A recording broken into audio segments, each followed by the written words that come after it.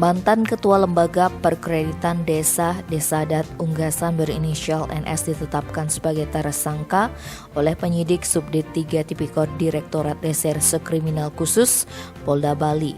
Pria itu diduga melakukan tindak pidana korupsi selama menjabat. Kasubdit 3 Diretkrimsus Polda Bali AKBP Ide Putuwedana Jati Jumat 7 Januari menjelaskan dari hasil gelar perkara dan pemeriksaan sejumlah saksi seperti prajuru LPD Desadat Unggasan, NS ditetapkan sebagai tersangka pada Jumat 24 Desember 2021.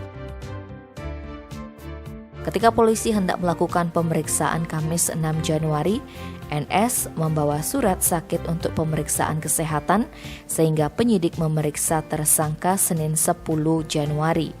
Putuwedana Jati menerangkan kasus korupsi ini bergulir karena NS diduga melakukan penyimpangan kebijakan dalam pemberian kredit di LPD Desa Adat Unggasan hingga mengalami kerugian mencapai 28 miliar rupiah.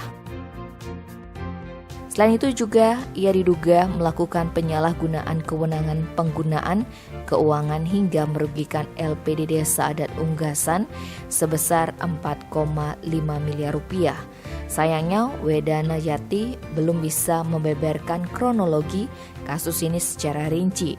Dikonfirmasi terpisah ex-ketua LPD Desa Adat Kedonganan, NS membenarkan penetapan tersangka terhadap dirinya, namun dia enggan berkomentar lebih jauh. Tim Bali Express melaporkan.